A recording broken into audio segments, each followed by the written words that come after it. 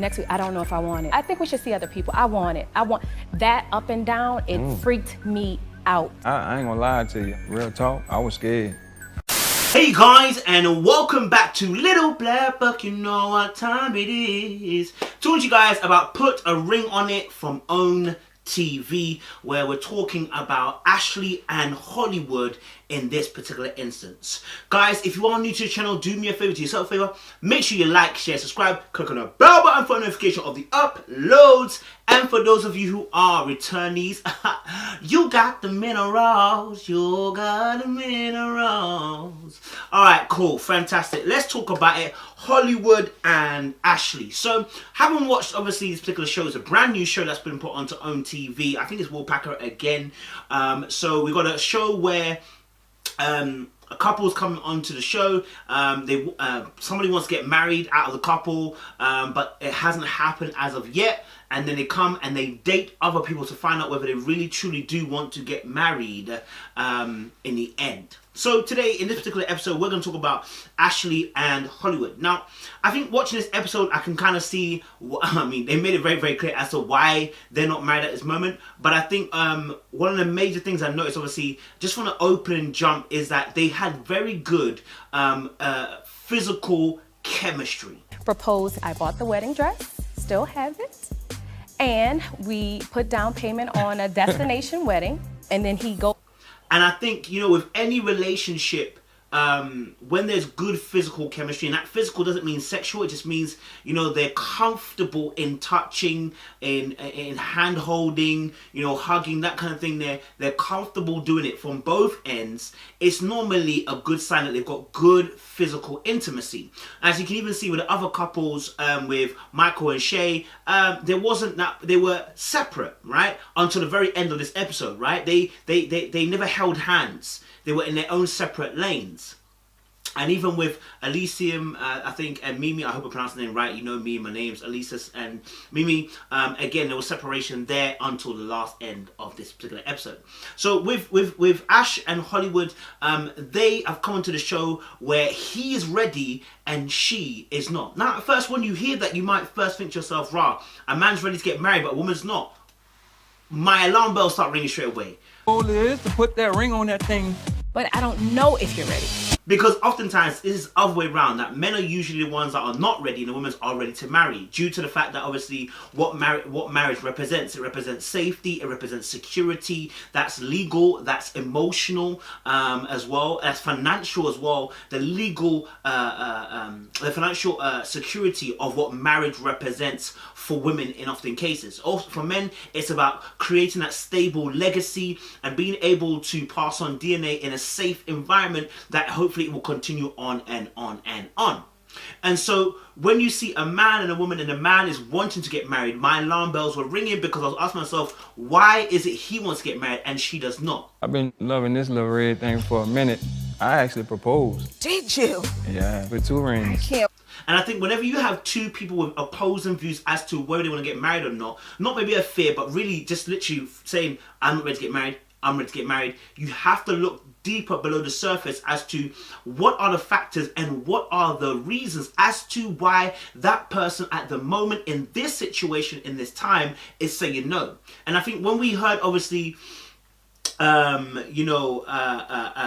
we heard obviously from Hollywood, one of the opening credit scenes, he actually says, you know, he wants to put a ring on the finger, but you know, she says she's not ready. But then he goes on to say, if he wanted married, he'd have to make time for it. And she said yes, period. Right? So that opening line already, I was going with it. She's saying if I wanted this marriage, I'd have made time for it. Period. And I think this wasn't actually necessarily addressed in the actual episode, but it's a big thing because it's a statement that she went, period. Right? So that means she agrees consistently with what you said. You have to make time for it. Well, what does she mean in this instance? We can only take a shot in the dark because truly and honestly, it wasn't explored as per se in that environment as to needing more time with it. But I think just looking at their relationship, sometimes it can be a case of not necessarily just time, but it's the perception of whether you put your time and effort into this thing, whether you're just doing it as a I want to get it off my chest, or whether you're doing this marriage thing just to make me pleased and happy, but actually you don't desire it yourself. Maybe that's what she was kind of saying period to. But the fact of the matter is, when he made that statement, she agreed, which means that that was one of the reasons or factors as to why they're not married. And two, it also means he knows why they're not married. So it's not like he's unaware, he knows. Which means if you know, there is something you must be doing or you should be doing to make sure this is prepared to get to marriage. Do you understand what I'm saying? Louisiana, we both are. We've been together officially a little over 8 years. And Good together. I mean, 8 years is a very long time. Let me be very frank with you. 8 years is a very long time to not have been married if someone has proposed. And especially, it's not just that he wants to get married. He has proposed. Now, for me, again, alarm bells are ringing. If you've proposed and you've been in a relationship for 8 years, why is she not accepting the proposal? Seeing as I really believe that marriage benefits both parties, but I really do believe it benefits women a lot more, just because, like I said, the emotional, financial, the emotional aspect too. So I really believe that obviously that there must have been a crux reason as to why she isn't accepting this proposal. And my first thought was, what did you do? Did you cheat and she's not sure? Did you break her trust somehow? Like, what did you do? That was my first thought, because, you know, just because of the nature of females and the way that when it comes to marriage, how they really want and desire this thing, I was wondering where her animosity towards the idea was coming from, right? And the fact of the matter, she's still in the relationship and they've been together for 8 years, which for me says that although she's not married, she's not going into marriage, she's willing to work on it. Otherwise, she wouldn't be in this relationship. I think personally, the fact that you're in there for 8 years and you've rejected a proposal, there's something that hasn't been sorted out yet, and she wants it sorted out, and it hasn't been done yet. Until it's done, she can't enter the marriage phase. But I believe that obviously that's the reason why she come on the show, which is that, okay, 8 years, I'm not feeling your proposal because obviously certain things have not changed. Maybe it's time I kind of see what's going on out there, because at the end of the day, you've taken your time to propose to me, but you've not done the work that needs to be done. All right, and so they explain what actually was been holding them back. of marriage at all. I'm afraid of marriage with the wrong person. I know. Okay, she said obviously she's afraid of marrying the wrong person. And again, I thought that, okay, cool. When you hear something like that, you might think, okay, past boyfriends, maybe some trauma in the childhood or whatever, that's causing her to look at marriage as a way that is fearful. She may feel like if she goes into marriage, she'll be controlled, she'll be trapped due to what she might have seen when she was younger. But actually, no, the problem here was that something had happened in the actual relationship. And so she used the words scared to be vulnerable. Now, when you mentioned, remember we've mentioned this in other videos, we said about emotional safety and dealing with that emotional safety. There must be an environment in your relationship where you are allowed to be safe and vulnerable. And when that space is compromised, somebody feels like they can't be open and vulnerable to you no more because you've destroyed a space of serenity and peace. There must be a middle ground where we can meet, and it's like Switzerland, okay? Where at this point there is no consequences for me expressing how I truly feel. Now, that doesn't mean you're going to express, I want to sleep with somebody else. No, we're not talking about that kind of thing. But again, that may be a conversation actually. I shouldn't even say no.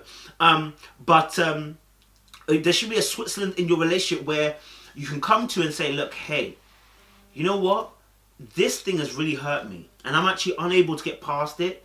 I'm not sure at the moment what we need to do to help get past it, but at the moment I'm not functioning the way I want to function.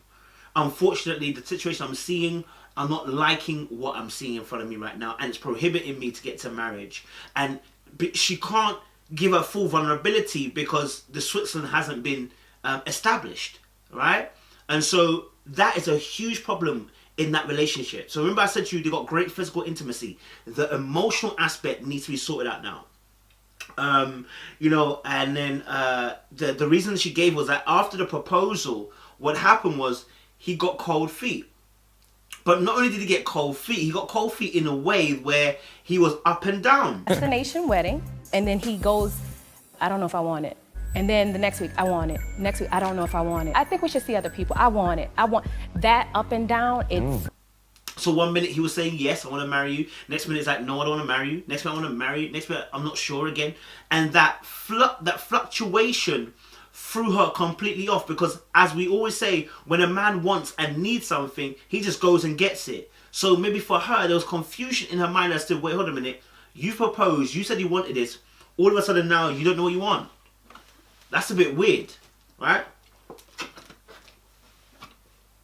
And, you know, to her, you know, I remember I told you guys about the fact that certain behaviors have a different interpretation by the person who's receiving it to the one that's given it. So his behavior here of being up and down may have been interpreted way differently, okay? And we know it's been interpreted differently because she said it, she's now scared to be vulnerable. He hasn't cheated. She's now scared to be vulnerable. They've dated for 8 years.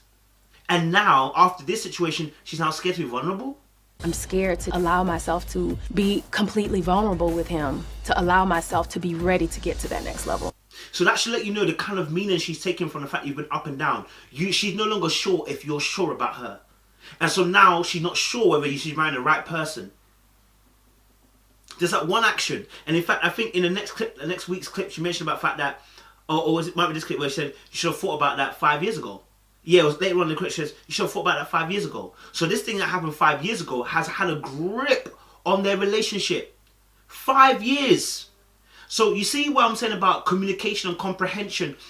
Listen, some people solve issues in immediate term. They sort it out immediately, right there and then. Some people could take 1 year, 2 years, 3 months, 4 years, a decade. If you don't learn how to communicate, to comprehend, and you don't realize as well that you don't know how to make...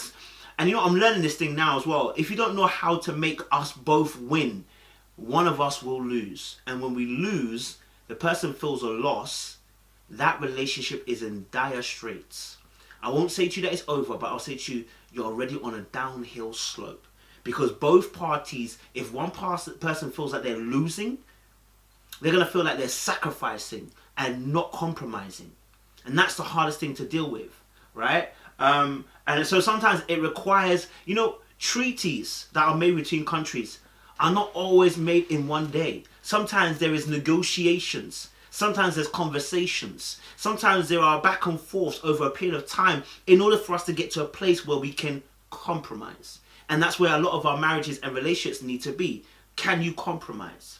Can you get to a place where we're meeting each other at a safe place where we're saying, okay, cool, I'm comfortable with this, you're comfortable with that. Great, let's move forward.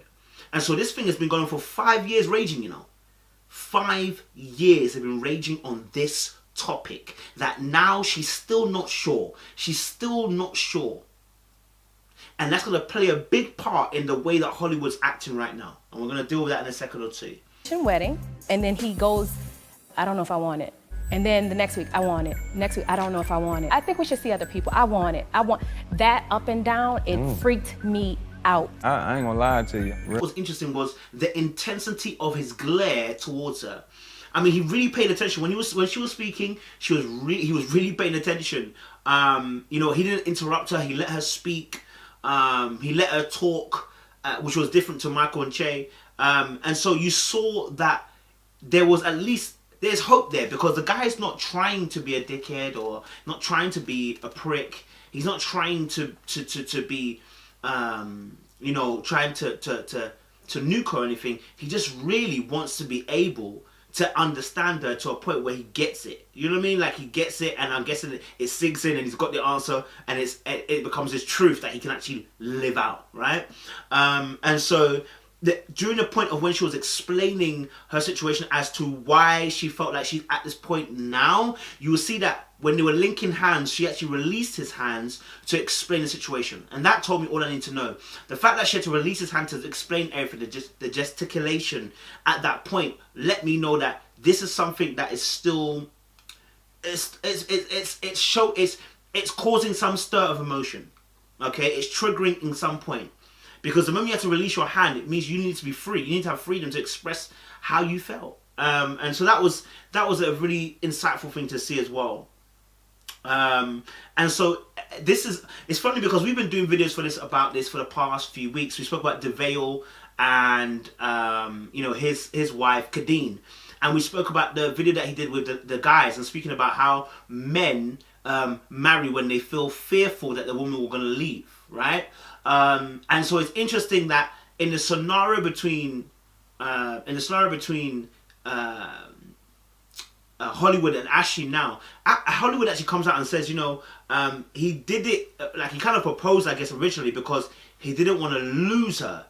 But then also at the same time, then when it got to proposal, he was also scared of committing. He was scared.